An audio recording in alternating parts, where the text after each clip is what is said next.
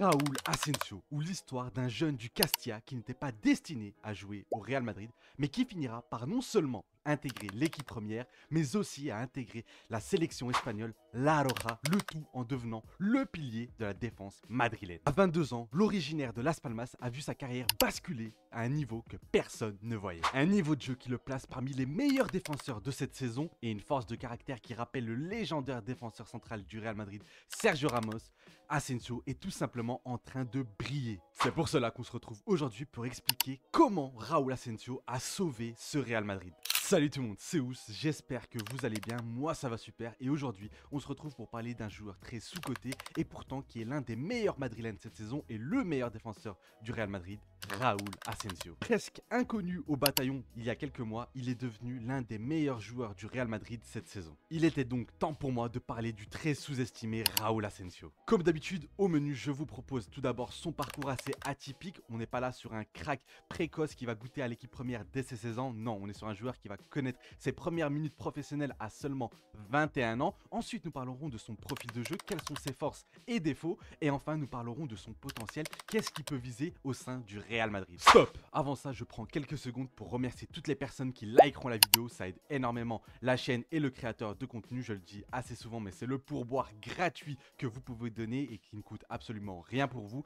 N'hésitez pas à vous abonner pour ne pas rater les prochaines vidéos en mettant la cloche de notification. Je compte sur vous les gars. Direction les 10 000 abonnés, vraiment je compte sur vous. N'hésitez pas à me dire ce que vous pensez de Raúl Asensio et si pour vous c'est l'un voire le meilleur joueur du Real Madrid cette saison, en tout cas en défense. Je vous laisse avec la vidéo. Commençons par parler de son destin assez unique car si aujourd'hui les cracks sont de plus en plus précoces et qui goûtent à l'équipe première dès leurs 15 ans à l'image d'un Lamine Yamal au Barça ou d'un Pau au Barça, Raúl Asensio a suivi un cursus plus classique, plus traditionnel entre guillemets. L'originaire de Las Palmas va débarquer au Real Madrid à 13 ans seulement, donc déjà rien que ça montre à quel point c'était un joueur qui avait déjà du talent. Attention, on ne parle pas d'un joueur qui est dépourvu de talent, mais d'un joueur qui a percé dans le tard entre guillemets, qui était en provenance du club Las Palmas, un club local de là où il est né. Et arrivé au Real Madrid, il va grimper les échelons un par un au sein de la Fabrica. U16B, U16A, U19C, U19B, U19A, avant de rejoindre la réserve du Real Madrid, le Castilla, entraîné par le légendaire Raúl. Il va commencer à taper dans l'œil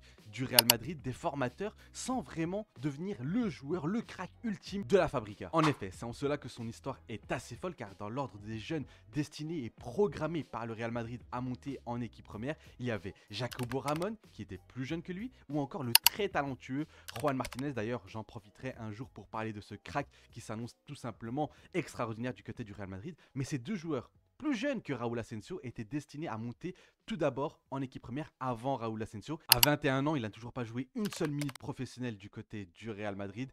Et là, forcément, tu dois envisager soit un prêt, soit un transfert définitif, à l'image du crack qu'était à l'époque Arribas pour les connaisseurs, qui lui aussi était un énorme talent de la Fabrica, mais qui n'a jamais eu sa chance réellement au sein de l'équipe première.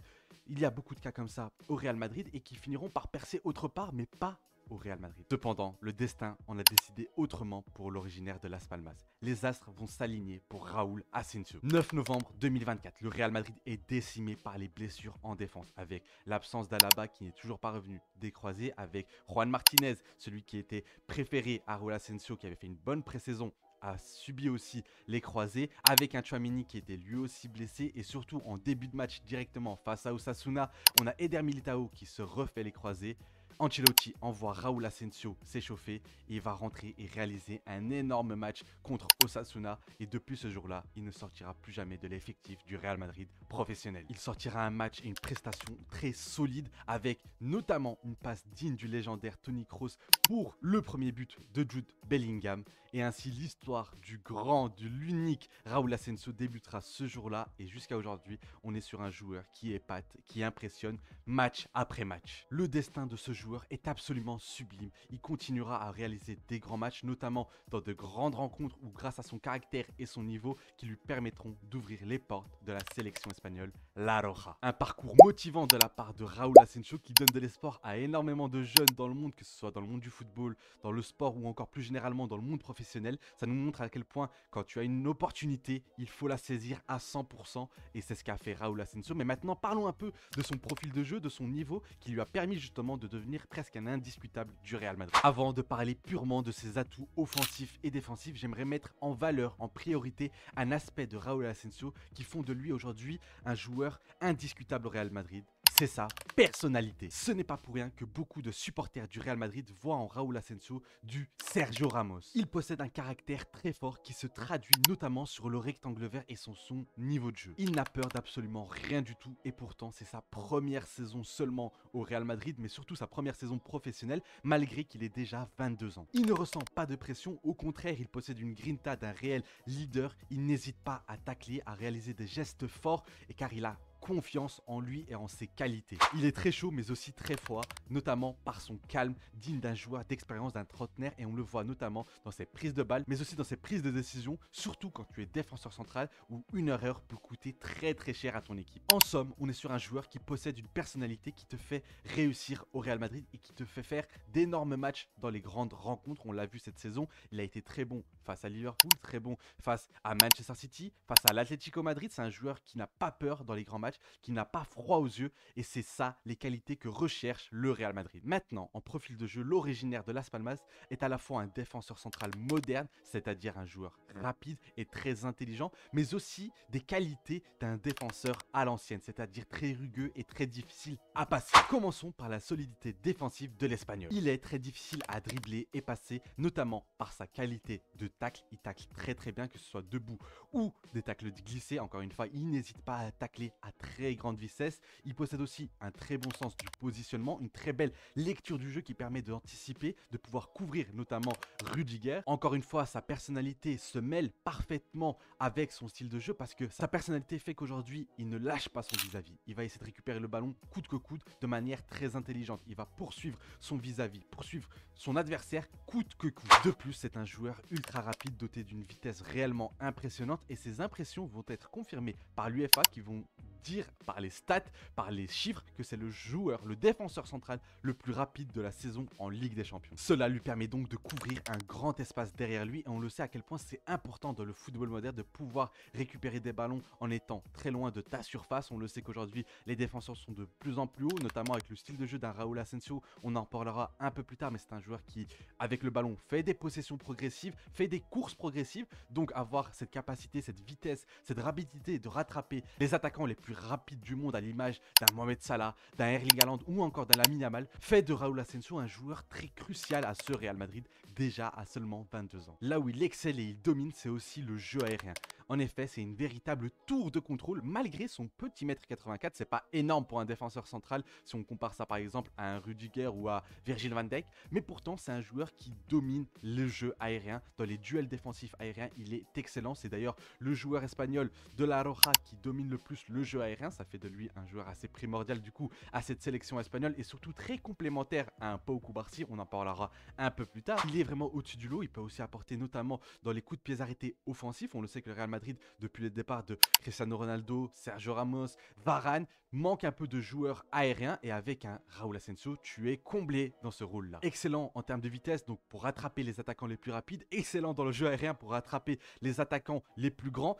On est réellement sur un véritable crack du football moderne. Maintenant, si défensivement, il est excellent, avec le ballon, c'est tout aussi bon. Tout d'abord, rappelons que c'est un défenseur moderne, c'est-à-dire un joueur qui ressemble à Sergio Ramos, qui possède une technique au-dessus du lot, au-dessus des autres défenseurs centraux, et ça fait que, avec le ballon, c'est très intéressant, notamment dans deux points. Tout d'abord, ses courses progressives, ses montées de balles, où il va casser des lignes adverses. Il a vraiment cette capacité de pouvoir faire avancer le jeu. Il n'a pas peur de le faire. Il a ce caractère, il a cette personnalité et les qualités techniques pour le faire. Et ça permet de faire avancer le jeu, de casser des lignes, du coup de le rendre vraiment intéressant à la construction du jeu. On le sait que le Real Madrid en début de saison avait galéré notamment au niveau des relances, mais avec un joueur comme Asensio qui est capable de garder le ballon, qui est capable de ne pas paniquer sous pression, ça te donne beaucoup de flèches à ton arc. Ensuite, on peut coupler cette conduite de balle, cette qualité balle au pied avec ses qualités de relance, notamment ses passes longues qui permettent de trouver généralement les attaquants. D'ailleurs, sa première entrée face à Osasuna, il va trouver via une passe digne de Toni Kroos,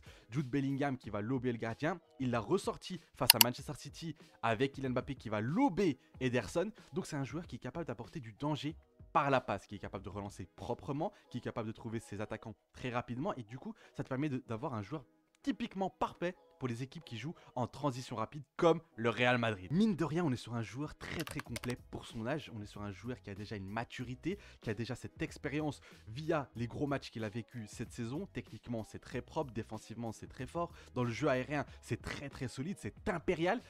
Donc le profil d'un Raúl Asensio est très intéressant et en plus de ça, c'est un joueur qui est très complémentaire, qui va vraiment bonifier les autres défenseurs centraux à l'image d'un Rudiger qui vit une saison assez compliquée cette saison du côté du Real Madrid, mais qui avec Raúl Asensio se voit aidé, soutenu et couvert par justement l'Espagnol. Parlons maintenant un peu de son potentiel et de son futur au sein du Real Madrid et de la Roja. Tout est allé si vite pour l'international désormais espagnol. On le sait, il n'était pas destiné à jouer au Real Madrid et à être à un si grand niveau. Mais que faire quand aujourd'hui, depuis qu'il a débarqué au Real Madrid, depuis qu'il a débarqué dans l'équipe première du Real Madrid, il est l'un des meilleurs défenseurs centraux cette saison en Europe. Je n'ai pas peur de le dire, il réalise une très grosse saison. Il a sauvé le Real Madrid, car oui, la gestion sportive, la gestion des transferts autour des défenseurs centraux a été catastrophique au sein de la direction, notamment Florentino Pérez. Tu n'as pas remplacé un Nacho Fernandez qui était parti, qui, qu'on le veuille ou non, malgré son niveau qui était assez descendant, et encore la saison dernière, il est plutôt bon, tu devais le remplacer au moins numériquement. On le sait, le Real Madrid voulait recruter Lenny Yoro qui a préféré partir du côté de Manchester United. Le Real Madrid devait recruter. Ils ont laissé partir Rafa Marin qui était aussi un crack de la Fabrica qui avait joué au Betis Séville notamment. Donc le Real Madrid devait recruter. Parce que quand tu sais qu'un Alaba va revenir de blessure, mais à quel niveau? Quand tu sais qu'Eder Militao revenait d'une très grosse blessure, mais à quel niveau? Tu te devais de trouver une solution. Ils ont eu de la chance qu'un Raúl Asensio traînait dans le Castilla et qui est sorti pour sortir une saison sensationnelle. De plus, ça me fait penser qu'aujourd'hui, comment un joueur d'un tel niveau n'a pas pu être repéré au sein du Real Madrid? Ça me paraît assez fou qu'aujourd'hui l'un des meilleurs défenseurs centraux d'Europe, parce que oui, cette saison c'est l'un des meilleurs défenseurs centraux d'Europe, n'arrive pas à convaincre le Real Madrid, outre le fait qu'il y ait une pénurie totale de défenseurs centraux. Maintenant, en termes de potentiel, ce joueur, je le trouve déjà presque fini, entre guillemets. C'est-à-dire que c'est un joueur qui est déjà très bon techniquement, qui est très bon offensivement, qui est très bon avec le ballon, très bon défensivement, très bon dans le jeu aérien. Il peut encore progresser, notamment dans sa lecture du jeu. Il va continuer à gagner en expérience, il va continuer à s'améliorer. Maintenant, à quel niveau, quel potentiel je le vois au Real Madrid? Eh bien au début, pour être honnête avec vous, je ne le voyais pas un énorme potentiel parce que je trouvais déjà qu'il avait un très bon niveau. J'imaginais une carrière un peu comme Nacho, ce qui est plutôt pas mal du côté du Real Madrid quand on connaît la legacy de l'Espagnol au sein de l'équipe madrilène. Mais maintenant, plus les matchs vont, plus je me dis que c'est vraiment un patron de cette équipe, que je le vois devenir un titulaire indiscutable. Déjà cette saison, c'est un titulaire indiscutable, mais même dans les saisons à venir, et je le vois encore progresser et pourquoi pas atteindre le potentiel, entre guillemets, d'un Pau Cubarsí ou encore d'un Dean Huijsen. Au sein de la Roja, je le vois vraiment être un joueur à minima titulaire dans pas mal de matchs. Je le vois très complémentaire justement à un Pau Cubarsí parce que je sais que beaucoup le comparent au jeune crack du FC Barcelone, même si pour moi Cubarsí en termes de potentiel est plus élevé entre guillemets que Raúl Asensio. En termes de complémentarité, les deux j'aime beaucoup. On a un joueur qui est très bon à la relance, enfin les deux sont très bons à la relance, mais tu as un Pau Cubarsí qui excelle réellement dans ce domaine. Tu as un joueur plus rugueux, plus bon défensivement à l'image d'un Raúl Asensio. Tu as un Dean Huijsen qui pourra s'intégrer. J'imagine aussi une charnière Dean Huijsen,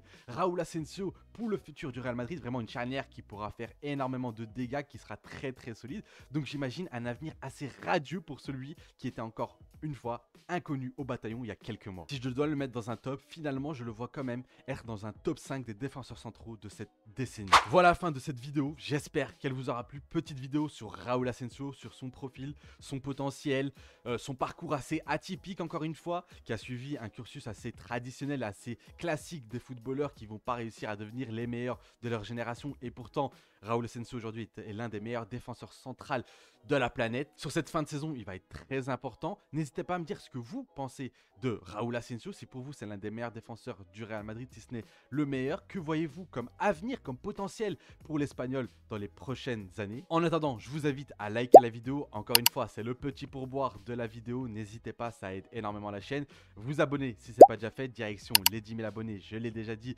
On fêtera ça comme il se doit. Dire en commentaire ce que vous pensez de Raúl Asensio. Et moi, je vous dis à très vite. C'était Ous et un avis dans l'état de la mer.